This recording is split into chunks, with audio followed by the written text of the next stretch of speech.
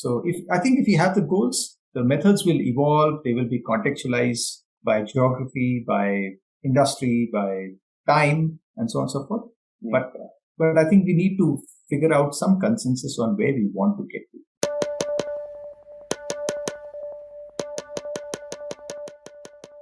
Hi, I am Sameer Shisodia. I am CEO at the Rainmatter Foundation, and you're listening to the Understanding the Future podcast.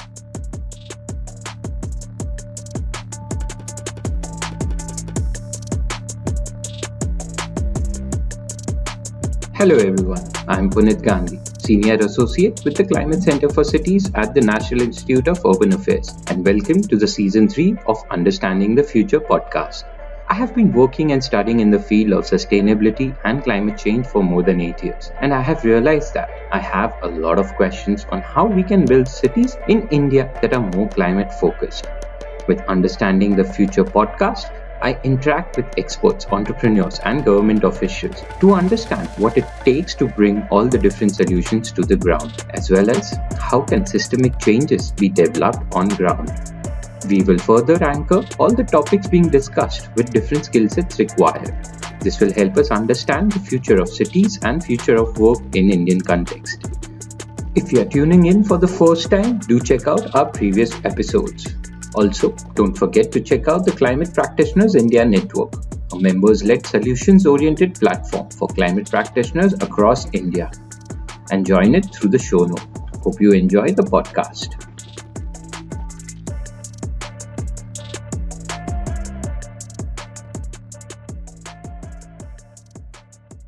Hello, and welcome to the Season 3 of Understanding the Future. I am your host, Puneet Gandhi, Senior Associate with the Climate Center for Cities. And today we have with us Mr. Sameer Shisodia. He is the CEO of Rainmatter Foundation. And today he will help us understand the topic of funding climate innovation. Welcome to the show, Sameer. Thanks, Puneet. Happy to be here. So there is a lot of, I'll start with just a conversation around there is a lot of growth of startups in general in India now, and that is something which is fascinating to see. But how is something, just a brief somewhere also on the line, that are climate linked startups also trying to create that impact, or how are we on those lines as of now in India? So startups are by definition created by entrepreneurs chasing interesting opportunities. And over the last couple of years, it's become abundantly clear that the climate problem is a huge one. It needs solving almost at every node and aspect of the society. And entrepreneurs are not left behind on that. So the realization that there is also many opportunities that come along with this, there's a lot of innovation to be done, there are a lot of interesting problems, there are lots of gaps to be filled, has become very, very clear to a lot of people, entrepreneurs to investors and so on and so forth. So I think entrepreneurs are definitely in the fray to try and solve some of these. And while these things are coming up and entrepreneurs are also looking at such solutions, how is something, because we are going to talk more about funding, how is that ecosystem developing around these? Are they more comfortable around those lines, or it is still a skeptical place to be with? So what's happened is it's become very clear that there's going to be a lot of action on it from the mandates and the government end of things. That the consumer pressure is starting to build up as well, for instance, right? That there's already commitments, for instance, that India has made to the world on its targets, and those need to be translated eventually. So there will be a lot of innovation, a lot of play in tech, a lot of play in delivery systems and how supply chains get reorganized and so on and so forth. From the point of view of the investors, from the point of view of entrepreneurs, there is definitely a play in it. I don't think they are tentative about it anymore. What's less clear at this point are the models that will work. Because today the thinking around how to solve these problems is basically a carryover from the earlier worlds of entrepreneurship, from the earlier avatars of entrepreneurship, where you had more or less a stable ecosystem and you were pushing at the edges of one or two boundaries, right? You had a set of regulations, a set of consumer needs and so on and so forth, and you were trying to play within a food chain. Here, entire food chains, entire systems are getting disrupted. So how best we can address it? I don't think it's even acknowledged that it's a problem that's not very well understood at this point of time. But in terms of being sure that it's a problem and participating in it, I don't think there's any tentativeness at all.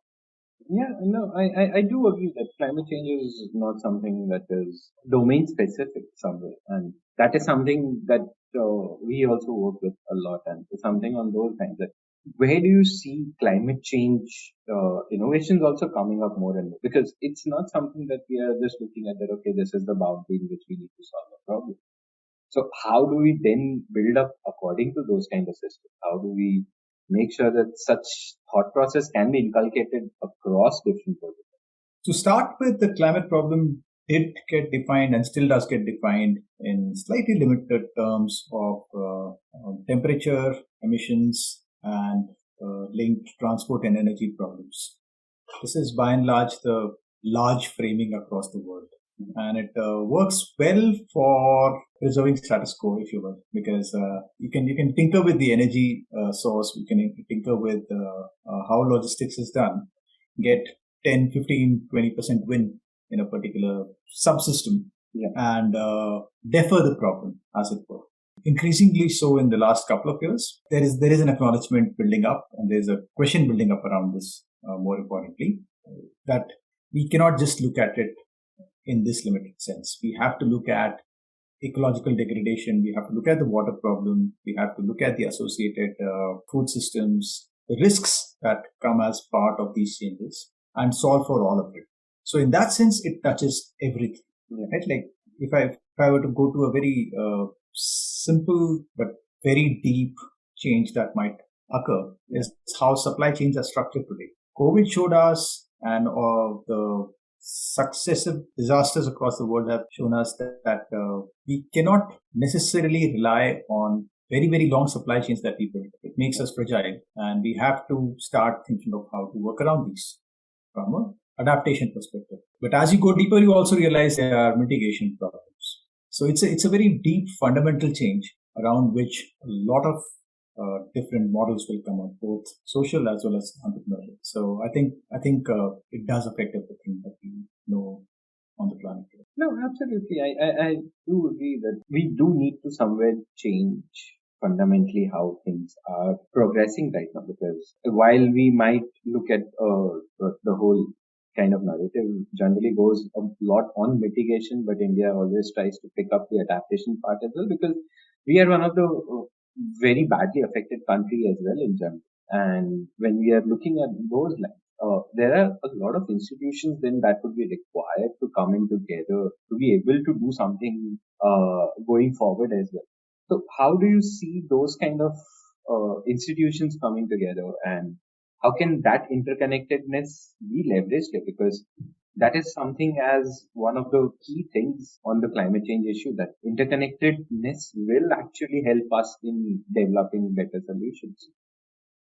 This is bang in the center of what we're trying to do. We hope, you said, comes through very, very rapidly. We hope this recognition becomes mainstream and there's consensus around it. But I'm afraid to say that at this point, this is not necessarily true. We are looking at different silos in energy, in transport, in carbon sequestration. So, for instance, large parts of the West today would like to continue living their lives as it is and sequester carbon in some other part of the world to offset it, right? And for this purpose, the limited narrative of temperature, carbon emissions, carbon dioxide emissions in specific, and the energy sector and transport sector changes, it works brilliantly. India has a unique advantage in some sense. Our per capita spends on energy, and I'm talking in terms of energy spends, not monetary, not dollar spends, are still not super high. We haven't completely gotten used to a lot of the so-called luxuries that the Western world has gotten used to. Can we reimagine an alternative ground up rather than chase the same goals and just reimagine different pathways to the same goals? Right? That's a huge opportunity. And in some sense, it will be forced upon us. when what happened with the Kerala floods happens again, when what happens with wildfires in different parts of the world, or climate-induced disease or political churning, and so on and so forth, we will be actually forced to reconsider different goals. So can we pause and reimagine them now and proactively work towards something that automatically opens up new pathways rather than chase the same course? And I think there are enough who are at least raising this question now. Maybe the imagination and the possibility of it is not mainstream yet, but as that happens, these intersections will appear almost magically. Because there's no way you can not link a transport system and an energy system to a food system and a water system. And the intersections are inevitable. They are logically, they will present themselves in your face in unavoidable ways. Whether we do it proactively or reactively is the question. And I'm hopeful that given all the conversations we have and given all the questions we hear from various quarters, that this is building up. This will add up to a tipping point very, very soon. And that actually will automatically need a variety of institutions, a variety of sectors, the social sector, governments, entrepreneurs, etc., to acknowledge and take cognizance of each other and try to forge alliances. No, absolutely. I do agree that cognizance will be required, and somewhere when at least I look at it from my perspective, I see that there is one part of it which is government, which is now trying to push across different policies to make sure that there is some movement happening on this. But a lot of times things also come up on the lines of investments on those lines. That who's going to invest these kind of money in these policies? Or not just policies, but maybe certain kind of solutions. And those can be, some cases it might require a subsidized solution, or some cases it might just be a market entry force in some format or the other. So how does an organization like yours think about it on those investment point of view? That what is key to developing such kind of solutions for long-term growth? Like I said earlier, we're bringing a systems lens to this. We are looking at the interconnectedness of problems. And by virtue of this, we are trying to get to some sort of a root cause in as many instances as possible. We do see instances of this in lots of discussions across the globe, actually. Nature-based solutions are part of the discussions at various levels. I was in a call with the folks at World Water Weeks yesterday, and nature-based solutions intersecting with water, intersecting with social and economic outcomes is a very big part of the discussion. There's a whole track on it. So as this happens, as governments start to link livelihoods and economic output with nature-based solutions, for instance, we are already talking about, let's say, Atmanirbharta. We're talking about vocal for local. We're talking about a lot of capacity building and livelihoods creation. If we throw in your local ecology into the mix, because that's what you can build all this around, and then that magically checks all the boxes, right? What's missing today for this is a little bit of evidence creation, because policy pushes do need evidence. There are plenty of examples, but there are no large mainstream examples, for instance. Right? So some evidence creation, some large mainstream examples of this appearing can actually change the conversation very, very rapidly.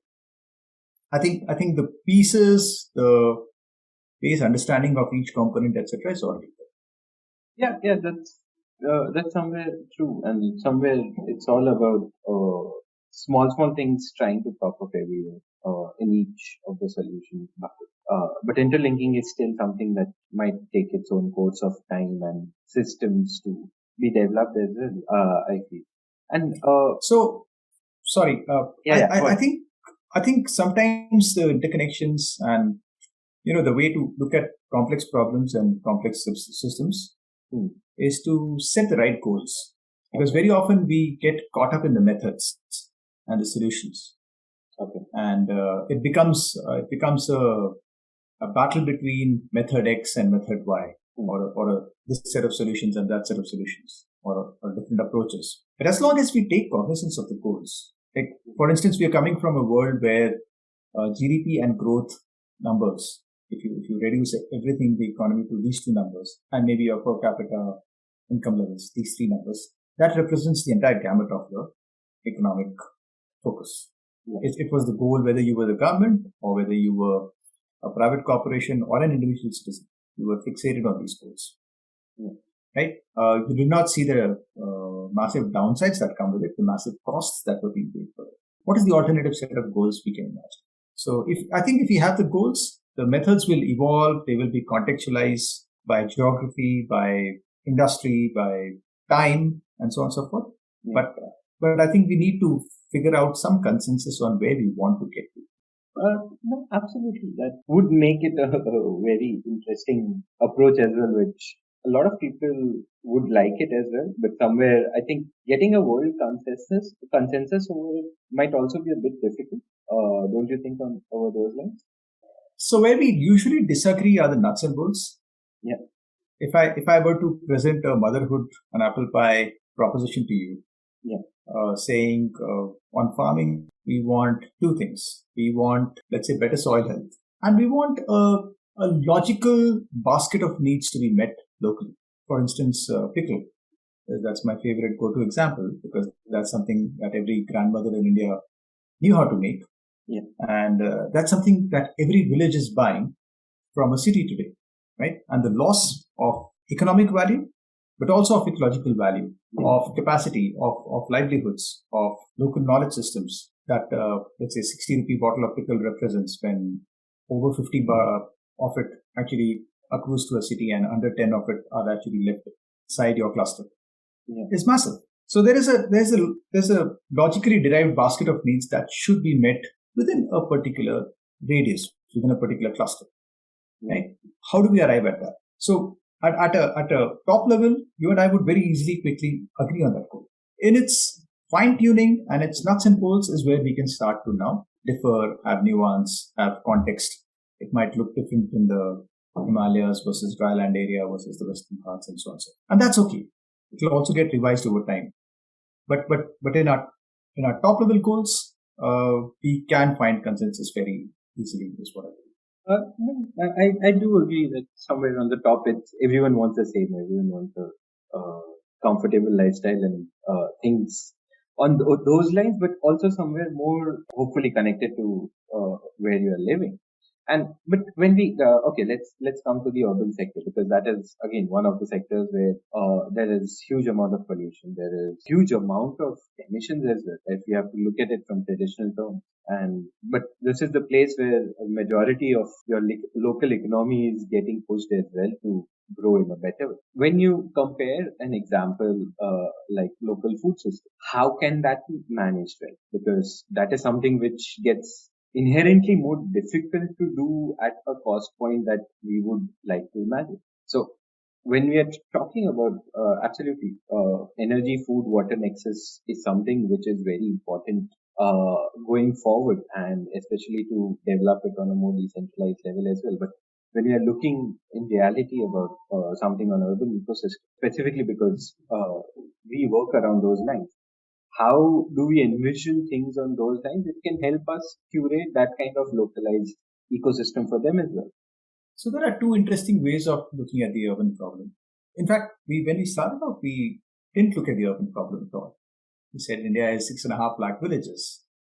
Most of those clusters out there, whether you want to pick a cluster of a few gram panchayats, or if you want to go by district boundaries, or you pick your favorite clustering mechanism, actually have a huge, today they have a huge trade deficit. They are selling at or below wholesale prices, and they are buying at MRP. And most of the IP and the knowledge for even a pickle bottle now resides far away in an urban center. And the number of these urban centers which actually attract the politically right way to put it, but we basically vacuum out resources, skills, knowledge systems, IP, and eventually all value. All value gets accrued to these centers again from a very, very large hinterland has been shrinking. So it's why a 20-year-old growing up, let's say in a city like Raipur, also looks at Mumbai, the NCR, Bangalore, Pune, Hyderabad, Chennai, maybe 6 or 7 of these large centers as their only real option which is desirable to them within this country, right? These are considered economic engines and practically nothing else is viable economic engines. Now that's an absurd situation to create for a country. You have what, 10 or 12,000 square kilometers in a very, very large country which are considered viable by most citizens who are 20 years old today. That's not where you want to be, right? So one is this urban-rural divide. We have to define it in terms of capacities, in terms of job creation, in terms of resource management, and so on and so forth. Why isn't a 5 gram panchayat cluster a net job creator? So there's that aspect to look at it. The other aspect the other way to look at urban centers is slightly touched upon that aspect when I said the urban clusters are essentially sucking out resources, people, skills, energy, water, and converting it to value for the urban cluster, for folks in the urban cluster. What we are exporting today is toxic air, toxic water, and toxic aspirations. So, of course, I'm being harsh. There's a lot of magic that happens in cities, especially cities like Bangalore. It's a great place for lots of people to come and collaborate. But this is one characterization that does work to understand what responsibility we need to take. There are 2 large parts of it. One is how do we actually do less toxic stuff at this end of the spectrum, and the other is how do we become a lot more responsible in our consumption of all the little things that I talked about. Can we reduce the miles on our food? Can we leave a little bit of value for other clusters on the table? Right? Can we design it such that we do not externalize the costs of our energy that dramatically? And as we explore these questions, the answer will get to a point where we are not just 12,000 kilometers off this viable, these viable islands in the country, but we have maybe 10,000 of these options 50 years from now or 70 years from now for somebody who's 20 years old and stepping into life. Right? So the urban problem is a transition problem. And we are at a place which is not very healthy or desirable at this point of time. So rather than think of it from the point of view of a city, I think the view we have taken and are working with is the point of view that defines the construct of a city. And how does that construct need to change such that it's healthy and can be applied elsewhere? And so that we actually want to see many more of those. You don't want to see too many more NCRs all over the country, do you? Or too many silk boards today. No, yeah, it has its own set of challenges. Exactly. So what is it that we want to create in Bangalore or as Bangalore that we would actually like to see pop up all over the place? And how can that come to be?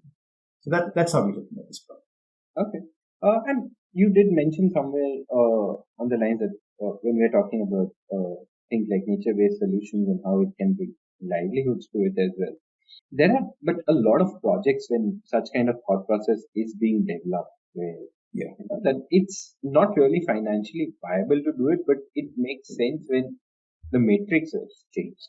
And on those lines, there is no direct return on investment. So when you're funding that kind of solutions, how do you define that, okay, we can fund this or we cannot fund this? Because a lot of time climate solutions are just not financially feasible if we are just looking at it from ROI perspective. At an individual entity scale, at this point of time, they're not. Okay. A lot of the pilots are also very heavily supported in all their dimensions. The ecosystem doesn't exist, so you have to practically do ecosystem building around it or artificially support various bits of the ecosystem. If you want bamboo to work, you have to find premium buyers, and you have to have people almost do charity buying for handlooms today, and so on and so forth. There's no large viable markets for it. The price points don't work. But they also don't work because the externalized costs for the alternatives aren't being paid fairly. Right? The cost of polluted water, toxic air, 350,000 novel entities released into the biosphere are not being paid. At the cost of the direct countable cost of in terms of healthcare across the globe, in terms of poorer outcomes on a 50-year time scale, are not being counted today. Right? So collectively, for all of us, it clearly doesn't work financially. Right? Except in the narrowest sense of the word. So at this point of time, we are taking a long view on investments as well.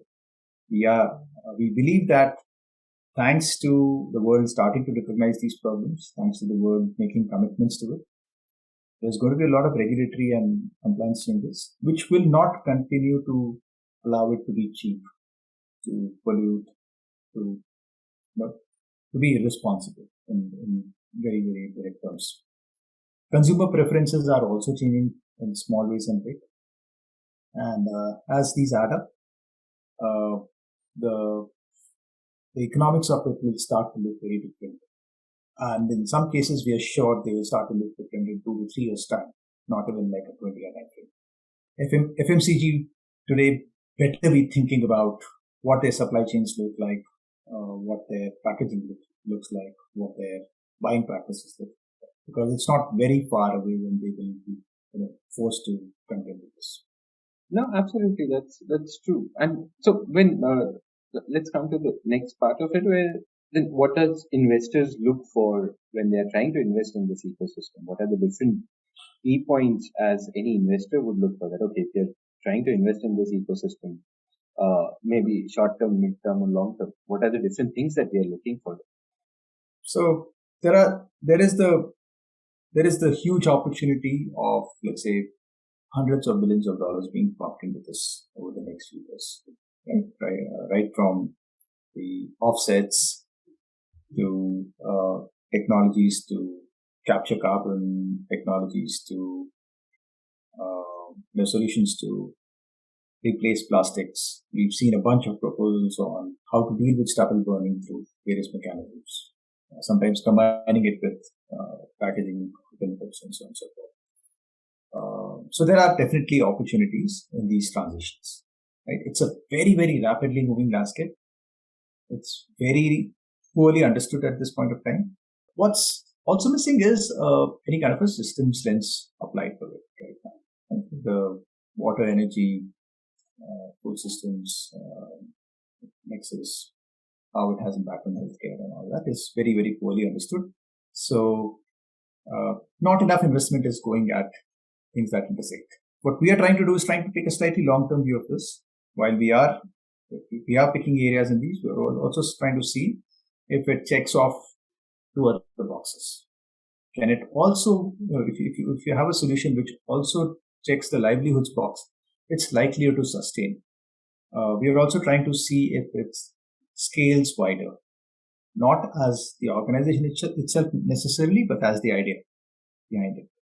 Right? Which means you need people who have a thought process that aligns with ecosystem thinking. And one of the most successful companies in the world, for instance, is AWS. Amazon's AWS is its real growth engine in some sense. And that has demonstrated massive ecosystem thinking. It has actually helped create the largest number of ideas and solutions out there, more than any other single entity has. So can entrepreneurs adopt those approaches that actually help make a large dent in the problem than be a large player in a small bit? Right? So that's how we are looking at our investments as well. And in many cases, they actually need the other parts of the ecosystem to appear, whether it's a policy change, whether it's social institutions, whether it's large-scale messaging, and so on and so forth. So we also, of course, we've taken the view of, we're taking an approach of solving the climate problems through these investments, right? Not using investments we're not looking at investments into climate as an opportunity. Whether you look at the problem first, and then whether it's a crisis first and an opportunity later, or an opportunity first and it happens to be a crisis, so it's interesting. So because of which we are making grants, we are helping folks who help with debt, and we are doing investments. So I think you need what is popularly now known as the Samaj, Sarkar, and Bazaar Trinity to come together on this. And so we are trying to address all parts of it. Okay, yeah, that's quite interesting, and I do understand that somewhere that yes, that would require a policy push, and which is a very difficult in itself. It's a thought part because, as you had mentioned earlier as well, that sometimes you need those enabling examples to be able to translate it to the policy. And how do you? And somewhere, I absolutely feel that sometimes it acts as a chicken and egg situation because you want new stuff, you want policy for that as well, but neither of them have come up, and that is why none of them are moving or trying to move the ecosystem forward. So how in that case can we bring in that kind of behavior or systemic change that we are looking for? So when you say new stuff, there are two kinds of new stuff. There's approaches, and we have a plethora of examples over the last decade and maybe a couple of decades, which need to be mainstream. Once they start to go to the mainstream, opportunities for entrepreneurs in specific tools, specific methods, specific pieces of technology that emerges as part of that directional change. For the first one, you need a lot more evidence building sometimes because we intuitively understand things. If I were to say that half of Karnataka goes, let's say, organic and starts going natural food, and that will actually lead to lower healthcare costs for the government in 15 years' time, massively. You would tend to believe it. But it's interesting that we don't actually have compiled evidence for it. So once that process happens and the government starts to adopt it or starts to push for it, today there is a push because people believe it and subscribe to it ideologically, but it's still small. It's still 100 crore allocation. It's not like a massive belief and push in the system. So once that happens, then the number of opportunities that open up for entrepreneurs grows multiple because now the ecosystem starts to exist around. So we are trying to do the second part where you sometimes need to do evidence building. In some cases, you have evidence. You need to take it to folks who discuss and influence policy and have a conversation there. So we are trying to address those parts of the puzzle as well. Okay. Yeah, that's quite interesting. And when we are trying to do that as well, like how do you see, like, because this is something we have talked about investments, we've talked about climate change as how can that be more interconnected, and then we are also talking about systemic changes over here. So what do you think are then the different skill sets that are required to take these things forward? Because it's not a simple one-stop thing that, okay, this is, you take this cookie cutter approach and you can do it. So how can these things be inculcated in a better way? There are a couple of aspects to this. I think the biggest missing piece, and this is across sectors, this is over time, is that we have completely abandoned any idea of bringing the systems lens to problem solving, whether it's in governance, whether it's in economics or individual corporations, in politics, in public problem solving. We are poor at bringing a systems lens to it because that's not something that we include as part of education or practice. We don't require it. We don't train for it at all. We don't have. So it happens when somebody intuitively or instinctively does it, or happens to arrive at it accidentally. So that's one huge missing piece. I think that we need to formally account for. The other is I think we need more people who have wider skills than deeper skills. We're emerging out of the era of hyper specialization, and that's had a huge cost in many senses because it's boxed us into silos. We're seeing that in entrepreneurship. We're seeing that in governance. Only method today is to hire specialists. even in government today, right? It it almost makes you look for silver bullets. So you have thousands of people out there running around with hammers looking for nails, not trying to understand the problem, not trying to understand that their solution is a part of the problem, solves a part of the problem, and that again in context, right? It may work well for the Gangetic Plain, but not work for the Sundarbans. So I think you need people with slightly wider skill sets. You need tools, methods, the instinct and ability to learn continuously in small packets, because it's rapidly changing. What we knew 3 years ago is obsolete. Climate scientists didn't know we would be here a decade ago, right? The financial world, for instance, the way it looks at risks, the way it looks at models, the whole idea of funding ecosystem services through offsets and other means, accounting for them through a small percentage of your economic system, is just absurd and mathematically impossible, because your entire economic system is a tiny annuity component of the ecology, right? So it just doesn't complete, right? So you need a lot of thinking through and remodeling around this. So accounting for like somebody said, in every meeting, give the forest a chair in the room. So every room, whether you're in a boardroom or an economist or the government or a panchayat member or a software engineer, how do you create that chair and how do you account for it? It's a question we need to start asking. That's absolutely a very well thought question of its own, and I think if something like that comes up, conversations will change drastically. But thank you so much. This was quite insightful. But I would just like, before we close, if we have missed out something that we feel should be accounted for or thought of while there is funding of climate innovation, please feel free to, and we have missed out in our conversation, please feel free to point it out and let us know. I think one thing, like I said in the beginning, is we need to drive some level of consensus around it. And all the folks holding the purse strings, money is a forcing function in today's world, although climate is starting to outdo it a little bit. But everybody investing into this one way or the other, whether you're the government, whether you are VC, whether you're a philanthropic organization or an individual interested in this, I think we need to create a map for all of us. We need to start asking ourselves, what does this map look like? And is this a fair representation of it? Is it systems complete? Is this a true picture of it?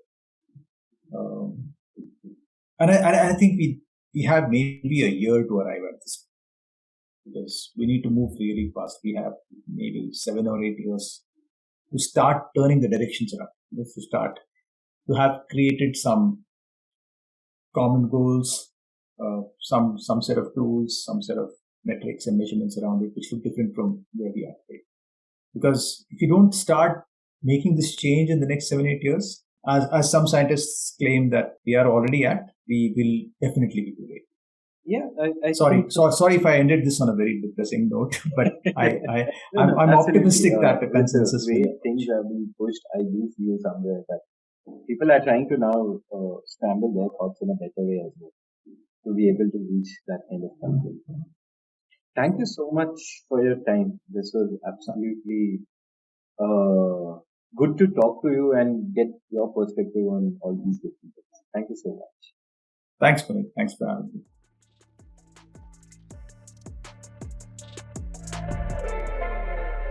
Thank you for tuning into the podcast. Do subscribe to the podcast on your favorite platform and follow us on all social media channels. For more details about the Climate Center for Cities and registration on Climate Practitioners India Network, click on the link in the show notes. The episode is conceptualized and produced by Punit Gandhi. A big thank you to the whole team at C-Cube and NIUA for supporting the development of the podcast. Stay tuned for the next episode.